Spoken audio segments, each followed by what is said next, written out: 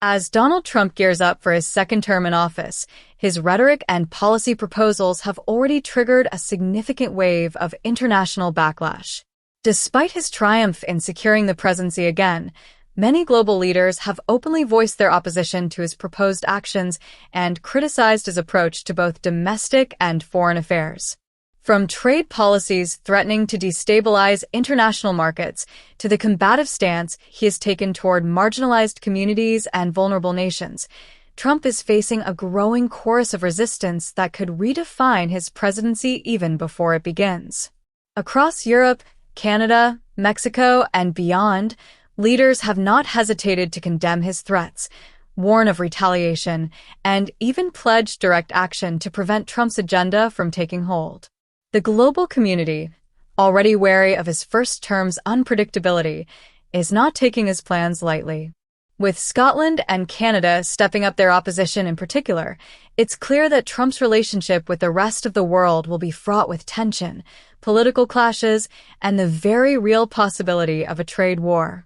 In this video, we'll explore the mounting international opposition to Trump's administration, with a focus on the vocal stand taken by key figures in Scotland, Canada, and Mexico.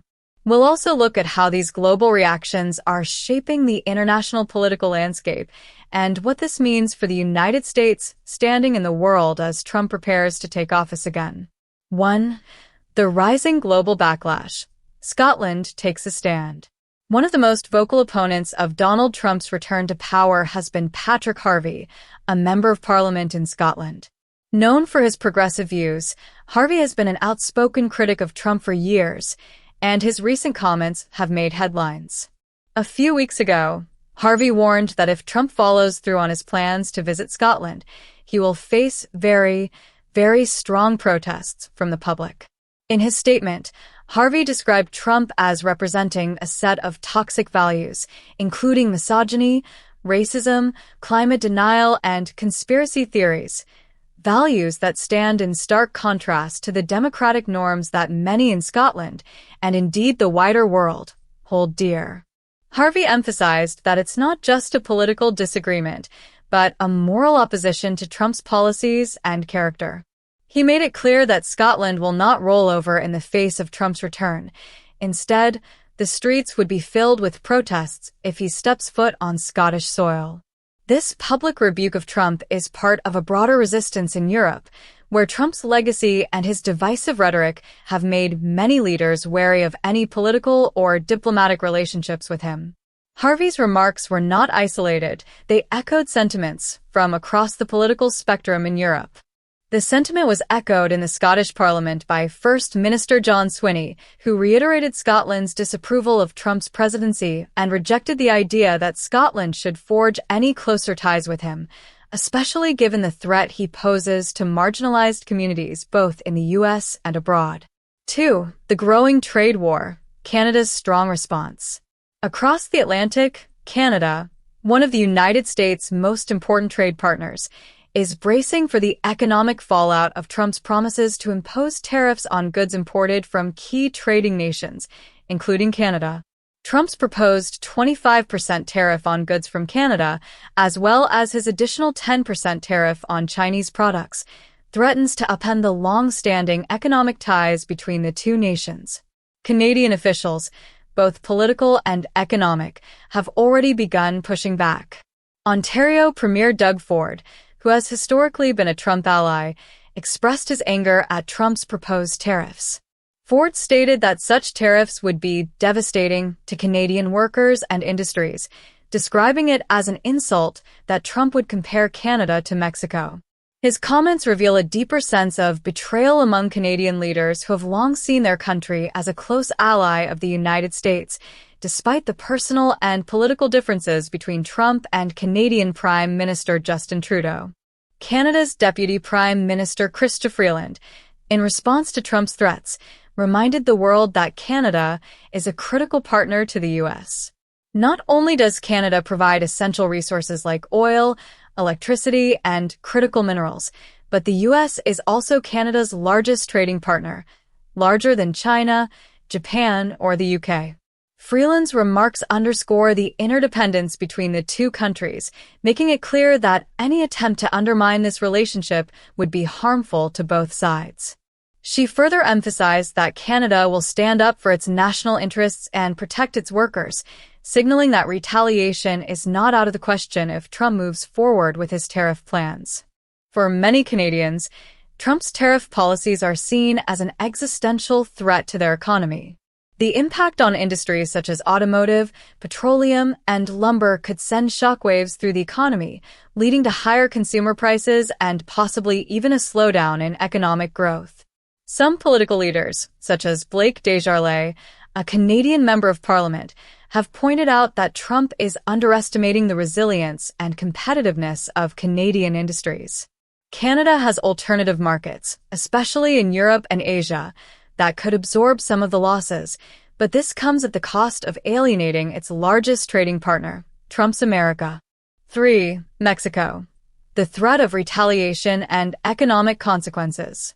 Mexico, another major trading partner of the U.S., is also preparing for the potential fallout from Trump's tariff threats. As the U.S.'s top trading partner, Mexico exports a wide range of goods, from cars and car parts to electronics and food products. Trump's proposed tariffs on Mexican goods could lead to higher costs for American consumers, particularly in the automotive and electronic sectors. Mexico's president, Claudia Sheinbaum, has already stated that any attempt to implement such tariffs would be met with retaliation, warning that Trump's policies could kill over 400,000 U.S. jobs. Sheinbaum's comments reflect the deep concern in Mexico about the economic and social impact of a trade war with the United States, especially for industries reliant on cross-border supply chains. For Mexico, retaliation could mean placing tariffs on U.S. goods, further escalating the tension between the two countries. Economic analysts have been quick to point out that Trump's approach could have disastrous consequences for the U.S. economy. For example, a trade war with Mexico would hurt American exporters, increase consumer prices, and disrupt industries that depend on imports from Mexico. The U.S. exports billions of dollars more to Mexico than it imports, and disrupting this trade could have long-lasting consequences for American workers and businesses. Mexico's government, however, is not without its own set of economic tools. With growing support from unions and labor groups, Mexico is prepared to fight back diplomatically and economically. The country's leadership has made it clear that it will not back down in the face of economic aggression, and it may turn to other global markets to make up for any lost business with the U.S. The specter of a full-scale trade war looms large as both nations brace for the potential impact of Trump's tariffs. 4. The global impact, a threat to international stability. Trump's proposed tariffs and combative foreign policy are part of a broader trend of isolationism and nationalist rhetoric that has defined his political career. His actions threaten to undermine long-standing international relationships and risk plunging the global economy into turmoil. The prospect of a trade war with Canada, Mexico, and China is a serious concern for countries around the world, as it could set off a domino effect of retaliatory tariffs, escalating tensions, and disrupting global supply chains. Global leaders are not simply concerned about the economic consequences of Trump's policies. They are also worried about the damage to international relations and the norms of diplomacy. Leaders like Patrick Harvey and Chrystia Freeland have pointed out that Trump's divisive rhetoric and disregard for human rights and climate action put democratic values and international cooperation at risk. If Trump persists in his aggressive stance toward trade and diplomacy, it could have far-reaching implications not just for the U.S., but for the stability of the global order itself. As Donald Trump prepares to take office again, the world is watching, and not with approval. Leaders in Scotland, Canada, Mexico, and beyond have made it clear that they will not stand idly by as Trump attempts to implement policies that threaten their economies, their workers, and their values. The backlash against Trump is growing stronger, and as global tensions rise, it's becoming evident that his presidency will be met with fierce opposition both domestically and abroad. From trade wars to public protests, the road ahead for Trump is anything but smooth. As international leaders unite in opposition to his proposed policies, it is clear that Trump will have to confront a world that is no longer willing to accept his actions without resistance. Whether through diplomatic means, economic retaliation, or grassroots movements, the global community is sending a message. Trump's agenda will not go unchallenged. The next few years will likely see an escalating battle between Trump and the global community, with each side vying for control of the narrative and the future of international relations. While Trump may have won the presidency, the fight for the soul of American democracy and its place on the global stage is far from over.